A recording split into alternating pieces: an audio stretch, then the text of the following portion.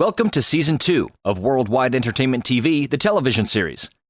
We start off huge with WWETV Atlanta exclusive interview with the cousin of hip-hop legend Tupac Shakur, who gives his thoughts about All Eyez On Me biopic and more. What is your opinion on your take on the recent controversy surrounding the All Eyez On Me movie?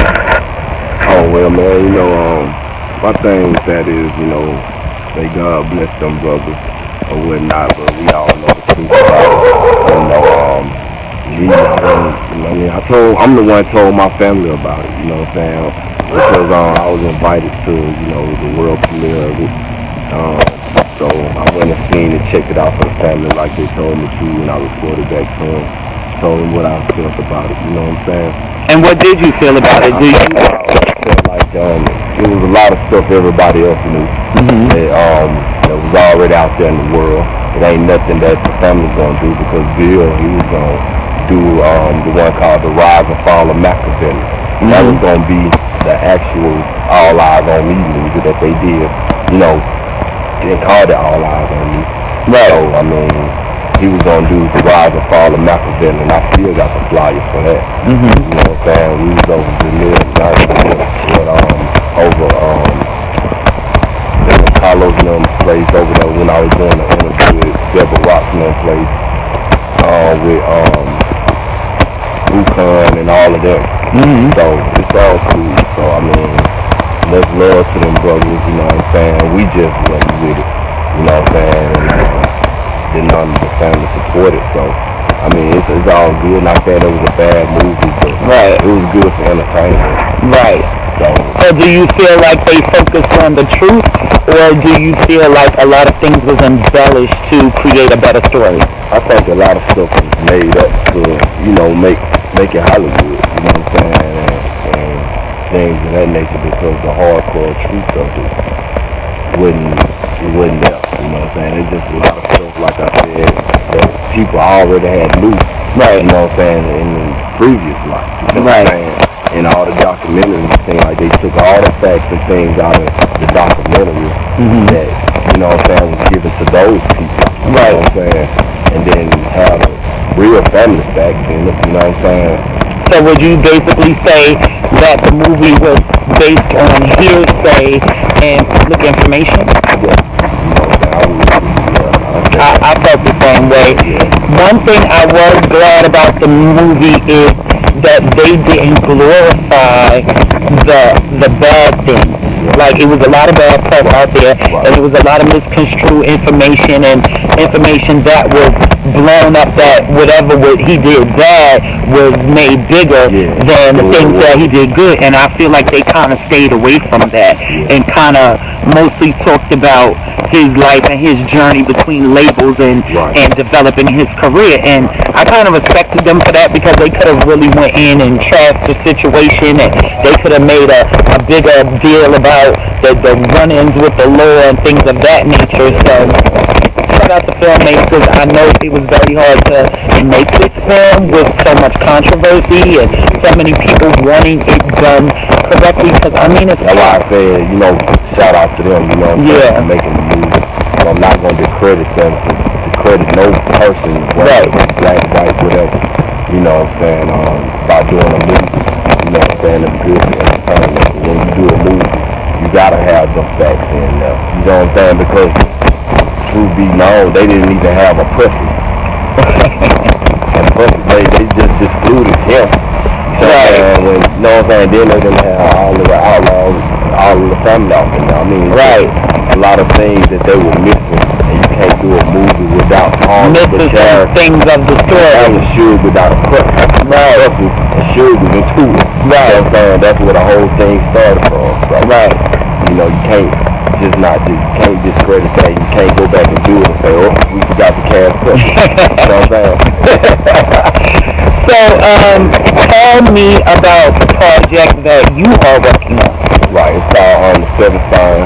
It'll be out for the world end this year. For the closing of the world. That's what I mean by for the world end. I mean by, the world end. This year won't be no more 2017 after this year. So this year closed. You'll have some mystery, some revelation. You know what I'm saying? The seventh sign. And then I'll be bringing out some more music on my next album called My Prophecy Fulfilled, which will be with Sony Music Group and TYN as well. You know, Protect Your Neck Records, you know what I'm saying? So, big shout out to Protect Your Neck. Big shout out to Sony Orchard. Yeah. So tell everyone where they can find you, where they can follow you, how they can get the album when it drops. right, man, the album gonna be worldwide. You can find me at Revelation 1531, Instagram, Twitter. You can find me Revelation T Johnson, Facebook. You know what I'm saying? Revelation Dash Johnson on SoundCloud. You know what I'm saying?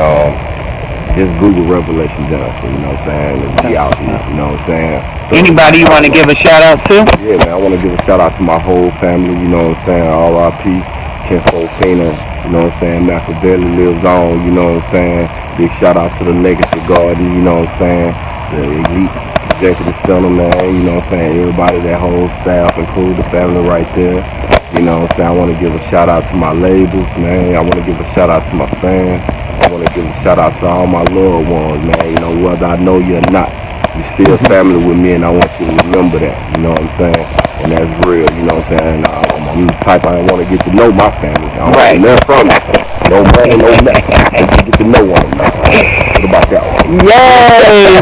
And give a shout out to Worldwide Entertainment TV. Worldwide Entertainment TV, WWETV, baby. Make sure y'all stay locked and loaded. You know what I'm saying? I just thought about to get ready to bust. You know what I'm saying? Worldwide Music Entertainment, Worldwide ENT. You know what I'm saying? Slave music. You know what I'm saying? The whole antidote, worldwide, baby. You know what I'm saying? We doing this for the world. You know what I'm saying? You know how it go. You already know. That's why it's Worldwide Entertainment TV, baby. That's right. New York. You know what I'm saying? Everybody in the world. Now, I don't want to leave nobody out. So they say, hey, man, you shout me out. You know what I'm saying? Shout out to everybody. Shout out to everybody. You know what I'm saying? What about that? You know what I'm saying? All right, and we let it Shout out to go. It'll kill me. Love the woman. You know what I'm saying? Big shout outs. And stay tuned. WWETV, ATL, more to come. Revelation, Legacy Garden Park. We see Tupac in the back shining on us so crazy. And we are. WWETV Toronto looks at the music industry in Canada with the coverage of TDot Fest's music conference, with panel discussions with top artists and producers. Once upon a time, I was Denzel in my day. And you was right there too. And it was only in a dream, but you gotta visualize shit. And who was I? Huh? Who was that? Shit, you was the queen. We was truly the Game of Thorns. So how you doing? I'm good, how are you? Thank you for taking your time off your busy schedule. Thank you for having me. And I know you got a lot of things coming up for the fall and for the spring. You just got back in town, right? Yes. Where were you? Atlanta. Ooh, hot Atlanta. Okay, you see my boy down there, Stevie J? No. But that's like my little son. Oh, I raised him in this game. okay. Gotta say what's up next time. There you go. So let's tell everybody about you, for those of you who don't know you, where you came from and what you've done and what you're doing now. So I go by the name of Kandy K. I've been in the game for about 10 years now. I've been taking it seriously for about 7 years. I started off when I was 12. I was really interested in poetry in school. I aced it. It was my favorite subject, like English. I was doing really well. By 14, I started having a lot of male friends that were in the rap game, trying to become rappers, putting out mixtapes. I just started to have an interest in the rap aspect. I already knew a little bit about songwriting in regards to R&B and stuff, but I really wanted to take an interest in rap. So I asked some of my male friends to try to teach me how to rap. It started off with the ABC rhymes. It turned into being more lyrical. By 15 or 16, I had my first mixtape. I did it on my own. I engineered everything, found whatever beats I could online, and saved up money from the graffiti artwork I would do on clothes, and bought my own studio in my room. Put it in my room, set it up, was giving out mixtapes for free. My second mixtape I put out when I was about 17. I like to write, I like to record, and it was just a passion that I had. So I went out there with my mother. We recorded a little bit. I got really, really, really sick. While I was out there, I was, throwing up. It was really bad. And I told Jeff one day, I said, I don't think I'm gonna be able to make it to the studio. I'm really sick. And he basically, like, long story short, he gave me the speech like, hold up, I flew you out here and you're not about to come to the studio? Do you know how many people would die to be in your position right now? Like, I'm the one that made Alicia Keys. So I'm like, no, it's not that. I'm just letting you know, like, I might throw up in the studio. And he's like, I don't care. Like, you got work to do. So I didn't know the grind that really came behind the music. I just knew the grind that was in my head, which was selling mixtapes wherever I could, which was literally getting outside of my car on the highway with jam-packed traffic for Caravana, and literally getting out my car on the highway and throwing mixtapes in people's cars, or showing up to whatever clubs I could when I knew artists were in town and doing whatever I had to do to get them my music. That's the hustle I knew. I didn't know the studio hustle. So I showed up to the studio and, you know, we got the records done. Thank God I was not sick. But he flew me back, and I knew it. I'm like, I wasn't ready. You know, I'm like, I still have a lot to learn, and I knew that. So moving forward, that was when I was about 19 now. And whenever there was, like I said, celebrities in town, I would just try my best to just show up. Like, a story real quick, there was, Snoop Dogg came to town. And I found out last minute. And I was like, damn, I gotta go to the Snoop Dogg party. I met him a few days prior at this video shoot. He was like, I'm having a party in a couple days, come through, and I forgot. So I'm like, damn, I gotta go. So I rushed to Best Buy, pick up an MP3 player, put like 3 songs on it, my best songs, pick up my homegirl, we on our way, car breaks down.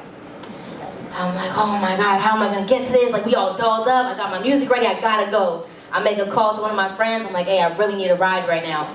He's like, all right, I got you. How you getting home? I don't know, but let's just go. And I live like an hour from downtown. So we go, I get there, club's at full capacity. I'm like, what are the odds? Like, I just can't win tonight. So I'm like, nah, like, you don't understand, I really just gotta go in there to give Snoop my music. That's all this is about. I don't even want to party, like, you can come in with me. And he's like, you don't understand, the club's at full capacity, like, it's a fire hazard.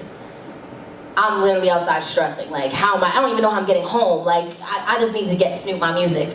Long story short, I see one of a guy I knew, and he walks by, he's like, what are you doing outside? I'm like, I can't get in, like, I just came here to give Snoop my music. He's like, what you mean? Like, I know the owner, let me talk to the owner. The owner's not budging. He's like, it's full capacity, bro. He's like, listen, I believe in what she's got going on, 200, just let her in, lets me in. By the grace of God, right?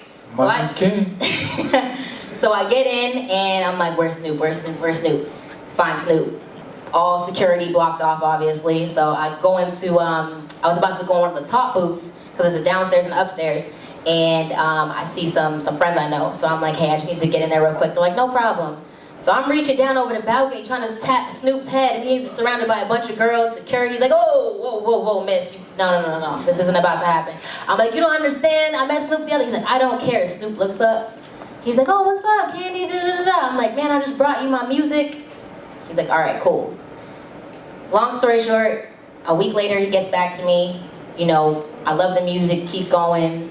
And he just gave me a push, like, you got it, so just keep going. You know what I mean? And that was enough for me. At the end of the day, that's another person that knows my name, has seen my hustle.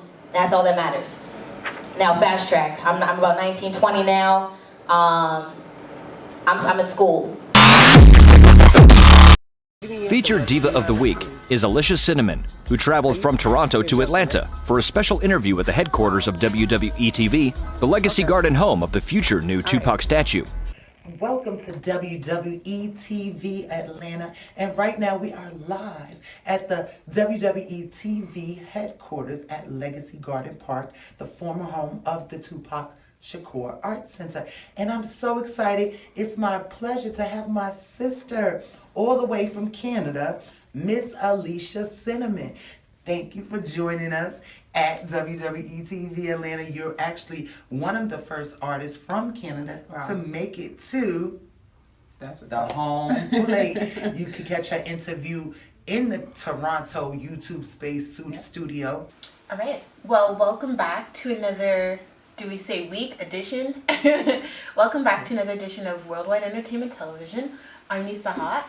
And today I'm going to be interviewing Alicia Cinnamon. Hey. I've known you for a while now, which is pretty cool. Yeah. We actually started off, I shot you for a cypher. The cypher, yeah, the female cypher. Yeah. Which is dope. So tell us, like, how long you've been grinding, what it's been like how many years, how did you get started? I've been doing music professionally for 5 years, but I've been pretty much involved in the music business all my life.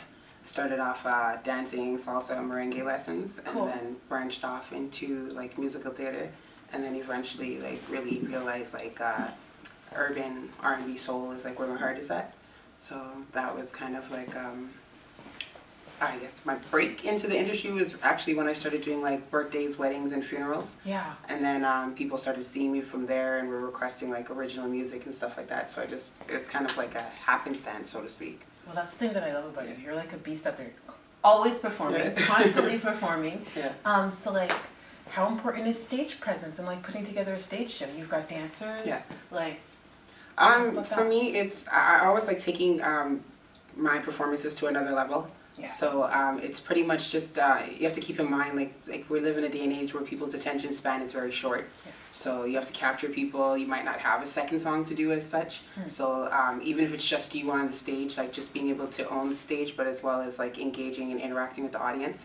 And something that I had to like really get comfortable with is like performing with my eyes open, because it's so easy to get lost in what you're doing. And once you perform with your eyes open, you see how people respond to you, and you know, okay, whether or not they're feeling you, or maybe you should switch it up a little bit. Change the world, but I guarantee that I will spark the brain that will change the world. So what are your thoughts about the upcoming Tupac movie? And are you planning on seeing it? Definitely. I love seeing any kind of biopics. I think people are really biased in the sense that we expect it to be verbatim, and that's impossible. Every movie that comes out is somebody's interpretation of that particular person's life, so it's never going to be exactly what you think it is. I'm excited. Anything Tupac oriented, like about that life. And I actually did a show, like it was an online radio talk show in Atlanta called Fig Tree, and the person that plays my husband is also in the Tupac movie. Oh, cool. So what are you saying? Are you kidding me? That's amazing.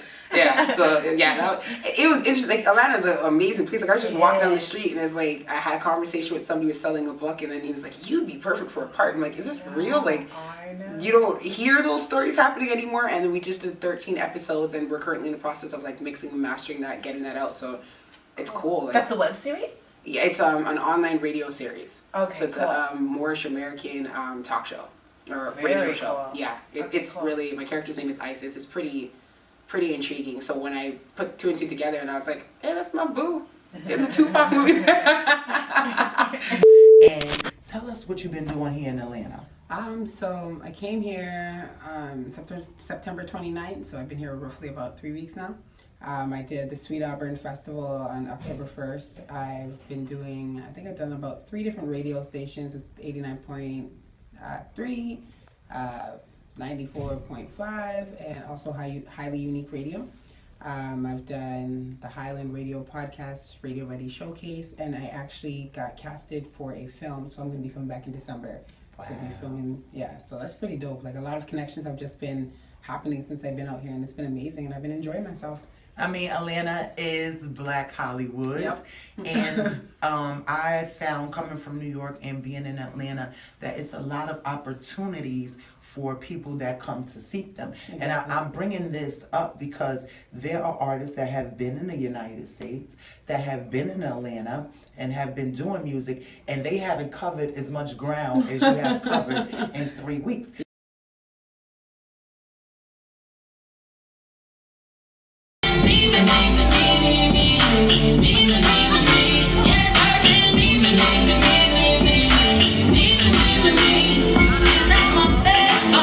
Yeah! Boom bam, Tony TNT, Worldwide Entertainment TV. Now listen, yeah, we've got a special guest here. This guy right here, he's back with a bang. So listen, let's get on it. We're going supersonic. Tony TNT here with Ironik. Come on, G. Boom bam. Man, you good, bro? How you feeling, brother? I'm seeing all this cake and all of that. There's a party here. No, it is. I'm feeling good, man. I'm feeling blessed and grateful to even be doing this. So Yes. and to have all this here as well. Exactly, brother. I'm gonna eat that cake. Come on. Do you know what? It's so good, like you can't even cut that. I don't even think I'm gonna have any of that. Like, it's Bro. sick, bro. Yeah, man. But listen, the album is out. Like, it's out, yeah? Yeah, from today. Jeez, Yeah. bangers on bangers, Bangers, yeah? yeah, man. Alright, I'm gonna get to that a little later, yeah? Yeah. But let's take it back, like way back, because Yeah. I feel we have to like educate like the younger Some of the viewers, new, yeah. the new generation. Yeah. So the first time we heard of Ironik was So Nice. Yeah. As we were talking about earlier, that was on the Channel U charts for what? 20 weeks? Longer than that. I think it was like 80 weeks, the longest. It was top 3 for like 20 weeks. And it was on the charts for longer than that. Yeah, man, it was my time. Brother, that's how he entered. You know what I'm saying? If you guys, I know a lot of our listeners are out in North America. If you guys don't know about Channel U, that put a lot of artists on back in the day. This guy including him, he shut it down. Like, including him, he changed the game on there. Yeah, no, it was a mad time, man, coming out at that time. Like, you had myself, obviously. There was a few other people as well, coming like N-Dubs coming through at the time on Channel U and Tinty Strider. Yeah, it was good, man. Good fun time, bro. But yeah, that's when it started. Obviously, before that, I was grinding, doing the production stuff, and working with a lot of artists. But yeah, that was when things started going proper. Yeah. But things went proper with the next banger right now.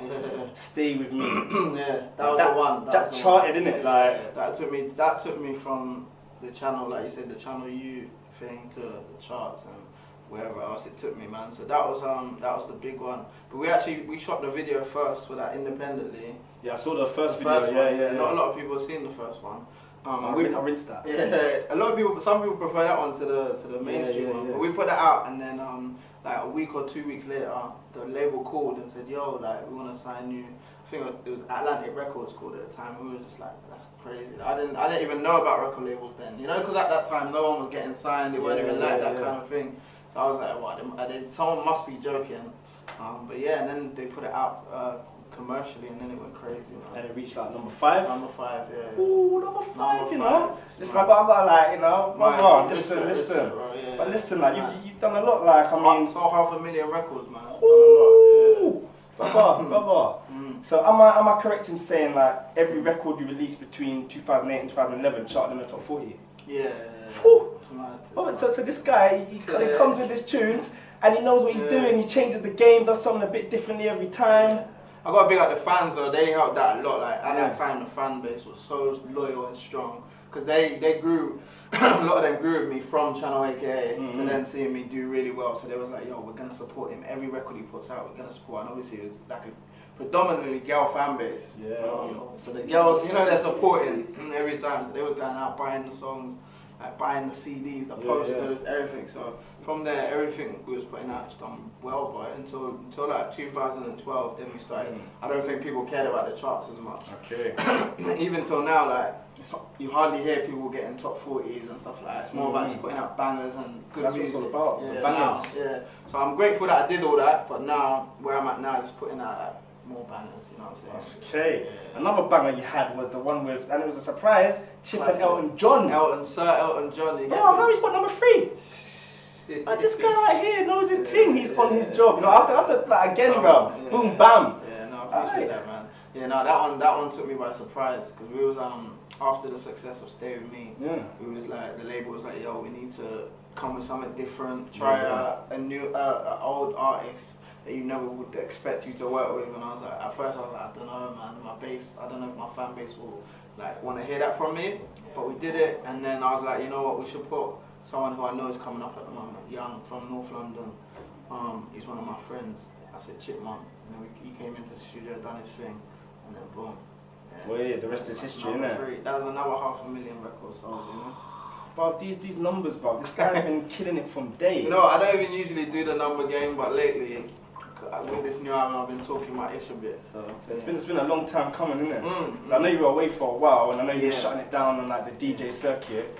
But like for those that don't know, like what have you been like? What you been up to like? In the last I've still been out and about, just grinding, just flipping, getting my head around the new age kind of music. And, you know, just watching and studying the game. Like I said, I've been studying every era from garage to grime. To even till now, man, I'm studying everyone. Like I watch all the new artists, the Kojo Farms and everyone, and just try and make sure I know I can fit in at the right time. Do you know what I'm saying? And everything for me is about timing. I feel like now is the right time. It's perfect time. Yeah, and I found my sound that I want people to hear me sounding with this album.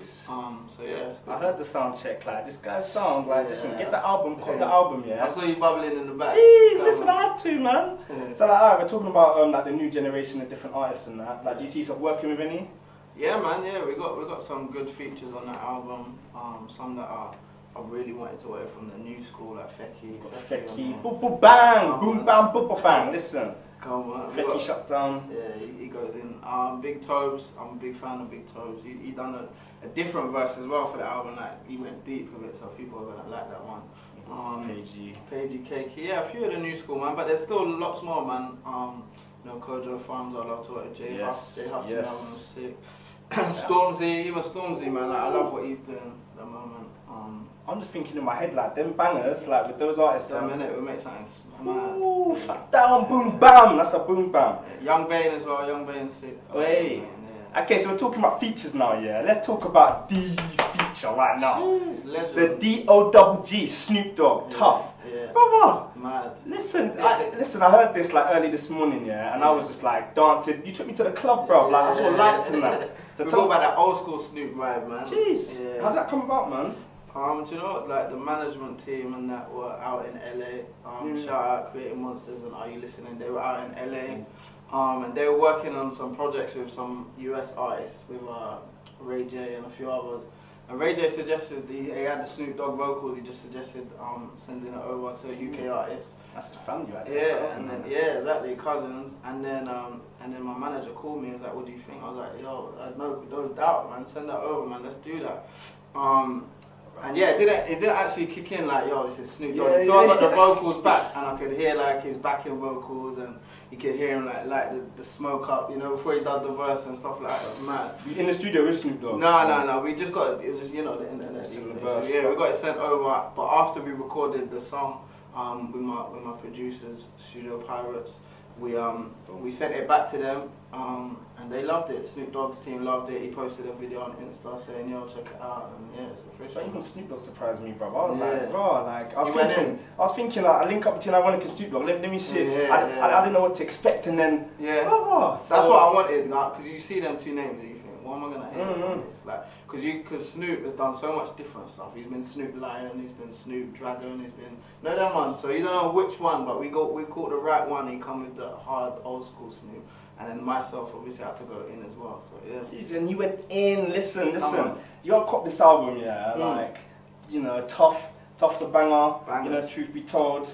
Alright, so that's a US UK link up now. Yeah. Worldwide Entertainment TV. Most of our viewers are out in North America. Okay. So like, do you have anything like you want to say to these guys like in North America? Yeah, man, check me out. If you ain't heard me yet, we got the banger out with Snoop. But also I got so much more bangers that you lot can hear, man. But also, just if you check out my music, you'll hear like this is what UK urban music should sound like, what I think it sounds like. You know what I'm saying? And what I would like it to sound like, and many others. But yeah, from my music, I think that's what you'll get. So where do you see the scene going, like right now? I think it's doing well, man. I think with people like Stormzy and Skepta pushing it, I think it's doing really well, man.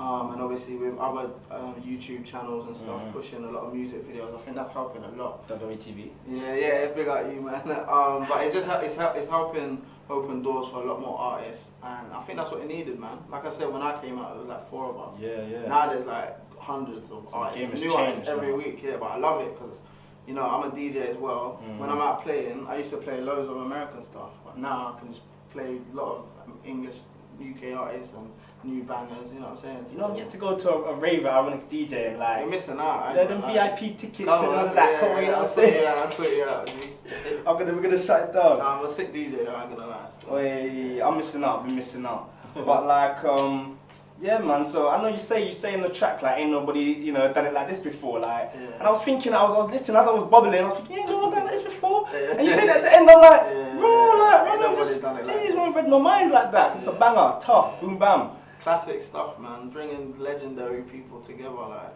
Snoop Dogg, Elton John. Which trying to do more like that. I'm trying to do more like that, and I do like doing collaborations out the box as well. So yeah, you can do that. Like you can collaborate with anyone, like Elton John to Snoop Dogg, like anyone in between. Who else will we do next, though? Wait, who can you do next? I'll do a collab with like Kings of Leon or someone different. You know them rock bands or something. Kings of Leon, if you're hearing this, Ironik, yeah, with the bangers, yeah. Let's do it. He wants to do a tune with you guys, so get at him, yeah. Ironik, boom, bam. And like with Snoop Dogg, like not only did you do a chat with him, you went back to back, like back to back bars with Snoop Dogg. I'm thinking, raw, okay. Ain't no one done it like this before. Boom, bam. That's Ironik. Jeez. This is the guy right here. Alright, so what? You went back to back with Snoop Dogg. Listen, it's only right we go back to back now. Jeez. So how about, like, I'm gonna say a line, and the end of my line, you start the next line with that line. What do you mean? So say I go. So you say a line and then I'll say what? So say I go. Ironik, boom, bam. He's back with a bang. You go back with a bang. And I'm back with a plan. You know, I'm the man. Jeez, you know he's the man. He's the man with a plan. Boom, bam. You're just repeating your first I'm line. repeating my first line. Alright, let's start that again. Alright, let's say Ironik here, and he's got the cake. Yeah, you know I've done my thing. You know I'm self-made. Self-made. He be running from the jakes. Jeez. I don't run from the feds because I'm too legit though. Jeez, too legit though. You know he's got the hits though. Hey, come on. Jeez. Ironik, Tony TNT. Listen, that could be the next banger. You know what I'm saying? The next big banger. Yeah. Listen, we're shutting it down. This is Ironik. Listen. Truth be told, the album is out now. Go copy it. I've been listening to it on Spotify. You can get. Tell them more about it, man. Where can you get it? It's gonna be available everywhere: Spotify, iTunes, Apple Music, all the streaming sites. So yeah, man, it's a good album. It's like the total opposite of my first album. You can literally think it's a different artist, but I think it just shows growth, a lot of progression, and good music, man, just bangers. You know, my first album was full of a lot of slow, kind of not depressing, but you know, really deep thought music. But I'm in a different place now. I'm more older, wiser, and I know what I want to make and hear as a DJ and an artist. And I think I've done that. So if you're combining the two, DJ and artist, like that's just killer. Yeah, it helps. You know, it sounds good. Yeah, definitely. Jeez, listen, this guy's gonna be shutting it down for years to come. Yeah, He's man. back with a bang. No, back with a boom bam. Tony TNT, Ironik, Worldwide Entertainment TV. Come on. Boom! WWETV New York has an exclusive with BadBoy Records producer Amadeus. Interview about working Trey Songz, Jennifer Lopez, G-Unit, and more. Welcome to Worldwide Entertainment TV, and I am your New York host, Miss Goldi, and that's Miss Goldi to you, and we so live right now at YouTube Space New York, and I got the ultimate platinum producer, Mr. Amadeus. Hi, Amadeus. How are you? Say hi to everyone. He's looking at me like that, but it's such my pleasure to even have a sit down with him. He is one of the long time industry. I mean, he's done so much in the music industry, and when you can reach out to people like this that have been in the game 10, 20 years plus, it's such a pleasure. So Amadeus, tell everyone where you're from and who you are. Amadeus, as you mentioned, and you gave me such an amazing intro.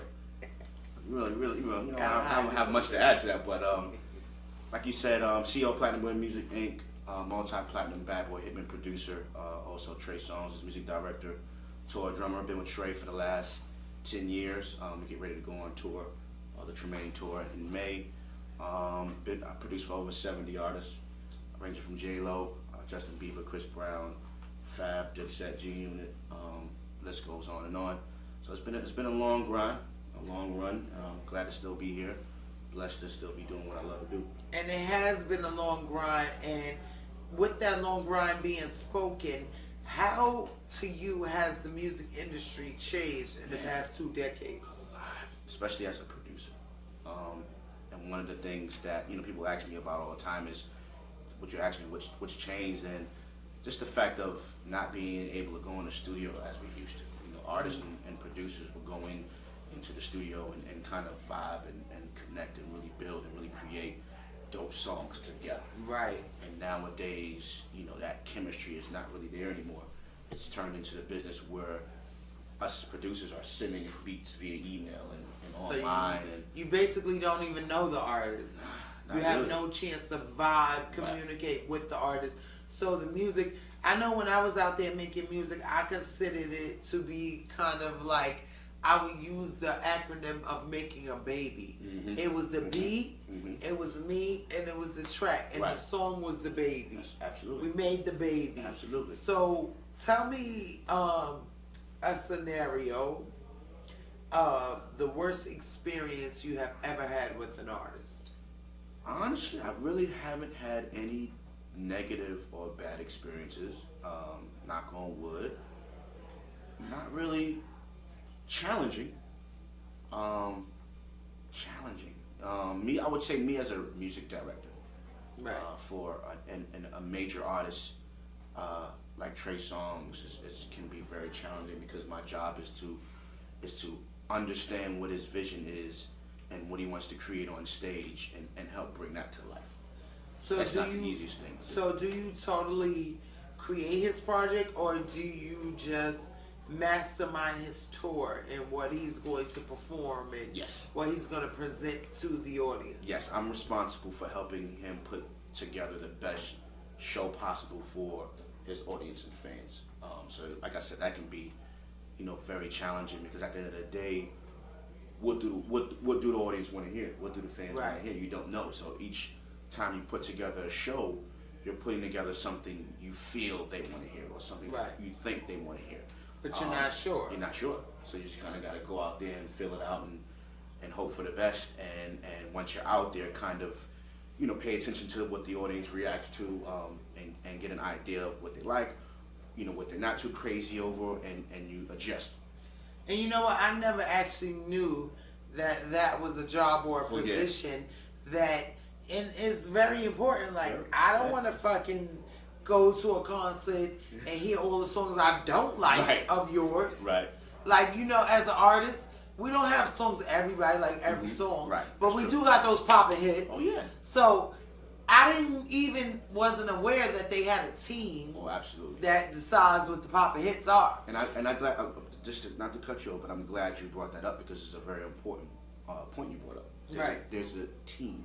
It's a team. Everybody, every artist, every label, even if it's not music, even if it's actors or actresses, everybody has a team. Right. And you see that artist or producer in the forefront, and behind that artist and producer, there's a full team that helps push them. There's a team that helps them think. You can't figure it out on your own. You know what I mean? No one has all of the answers. So when you put together an amazing team that surrounds you to help you bring the best out of you as an artist or producer, whatever you are, that's how it works. And you know what? For an artist, as you giving advice as a pioneer, as a veteran, to new artists that's coming out, how important is a team? How important is a budget? I don't know about the budget part because there's the game has changed, and there's a lot of bartering going on. There's a lot of I'll do this, you do this for me. Whether I teach producers all the time. It's not always about a check. Right. Everybody is not cutting checks. You're not especially not having a name or a huge resume. So figure out a way where you can give your music or have an artist that you love, create a song and put it out, and figure out a way where that artist can return the love. Why not get a 16? Why not get a 16 and if you have your own artist, you can put the 16 or Ross or whoever you're working with on the album, or you can put your own album out like a Khaled, or different producers like that. So it's always a way. It's just about being smart about it and figuring out how to benefit yourself. And as a part of your grind with producers coming out, I know a lot of producers quit and give up because they make beats for people, they give out beats for people, and they give. And I know as a producer, you gave. And it's very rarely, like maybe 1 out of fucking 40 artists might really pop off and come back and give you a check. But in the meantime, you've worked for 39 artists that didn't produce anything for you, didn't give you anything. So as a producer, how is that grind for you? Like, does it change your loyalty? Does it change your aspect? Like, how do you deal with people after the fact? Is it just like, cut me a check before I mess with you? Or how does that go? I mean, each situation is different. Everybody's situation is not the same. So what I do with, how I work with a Fab is, could be possibly different how I work with a Chris Brown. So you got to kind of go into each situation differently and allowing that person an opportunity to present whatever they're going to present to you.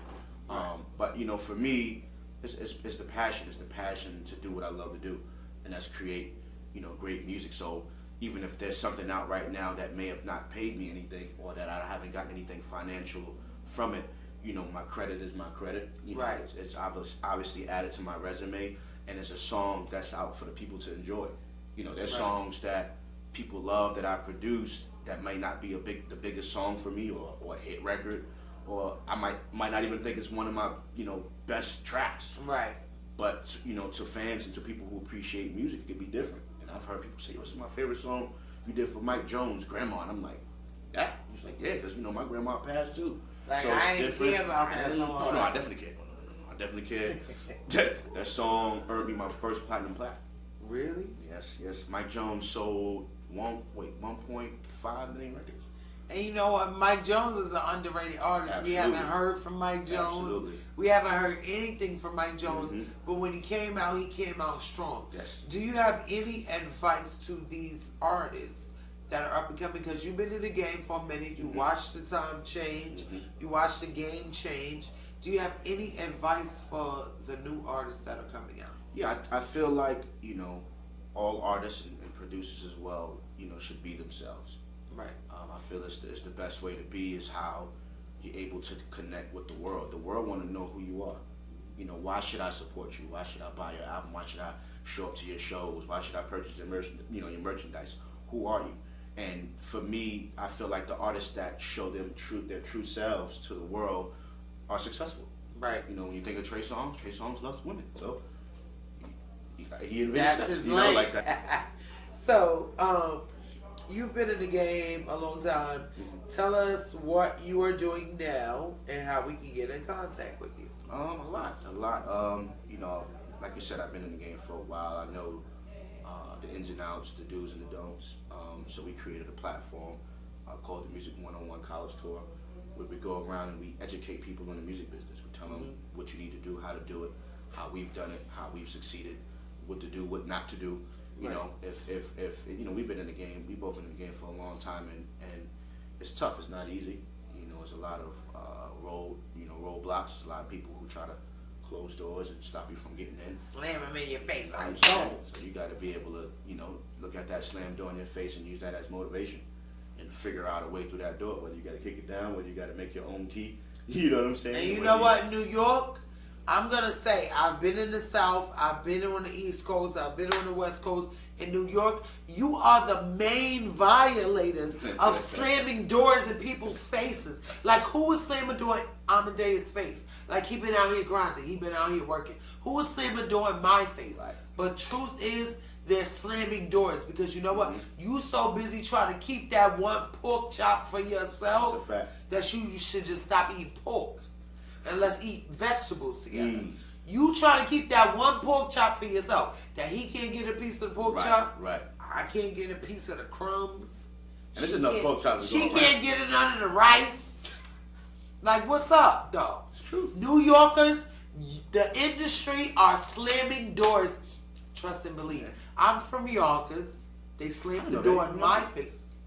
Yonkers First Lady. But Amadeus, what advice do you have to any new artist coming up in the industry, and how can they holler at you? Be you, man. Like, simple. We don't need no sermon. We don't need no whole spill. Just be you. Be you, the real you. Be the real you. Show the world who you are. You know what I'm saying? This is how you gain fans. It's how you gain people to support your music and what you do. Be you. You can reach me on Twitter, Producer Amadeus. You can reach me on IG, Amadeus PBM, Platinum Boy Music. On IG, we got the website www.platinumboymusicworldwide.com. JB Jason Bourne is in the building, Basquiat. Jason Bourne in the building. You know what I mean? So we working, man. We not playing out here. We working. He never been playing. He never been playing. When I've been doing my first round of showcases 15 years ago, Amadeus was the judge. Right? You remember he was the judge at the top, Mike? He brought that. Yeah. I won. But I was waiting. I won. So you gotta show love to everybody. It ain't about just the artists that are signed. You know what I mean? I come out and show love for the indie artists, for the new artists. And do you work with new artists? Yeah, I give out every time nowadays, the last few years, every time I judged a competition, I would give the winner or winners a free Amadeus track. Well, I'm waiting on my Amadeus track because I want to top Mike shit. I ain't get no Amadeus track. I wasn't do that then. Well, shit, I was gonna come up. Well, we gonna rewind. Well, you know what I'm saying? Rewind, select that, bring it back. You earned it. You earned it. You earned it. So what Jason Bourne? Jason Bourne got me. My guys, you hear this shit, my guys? Jason Bourne and Amadeus said they got me. Worldwide Entertainment TV. Yeah, thank Miss y'all for having me, Goldi, man. YouTube Space New York, Word. Platinum Producer Amadeus, Platinum Boy Music, Bad Boy in the building. We got everything in the building. Miss Goldi to you. It is such a pleasure. In New York City, we out of here. Bronx. BX.